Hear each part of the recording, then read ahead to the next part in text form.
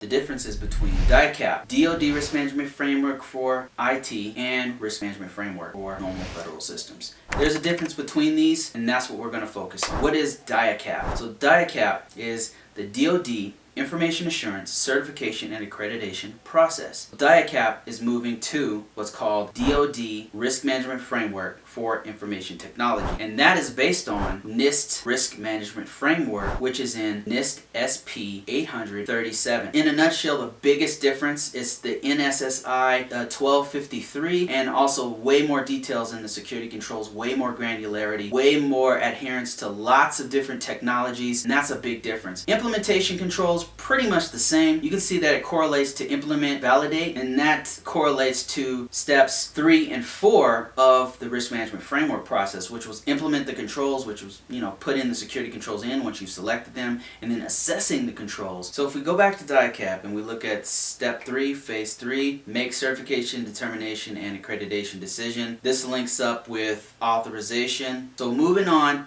back to DICAP and looking at maintain authorization, you'll see that this links directly up with monitoring, continuous monitoring of controls. It's just making sure that our system maintains a certain security posture. And so that's the same with DoD Risk Management Framework, and it's the same with vanilla risk management for normal federal systems. The difference here is that when we go back to DICAP and we're looking at decommissioned system, which is the final 5th step of DICAP, you don't see that in the steps of risk management. However, that doesn't mean that you don't decommission systems. You just do it as a part of your continuous monitoring. If your system is at the end of its life cycle, of course you would actually decommission that system. If you look at the top 2 steps of the risk management framework, that's where the real difference is between DICAP, DoD Risk Management Framework, and regular risk management framework. DoD uses BIPS 199 as well as CNSSI 1253 to determine what security controls are going to be used and what categorization that national security system will use. And so those are the main differences that you'll see.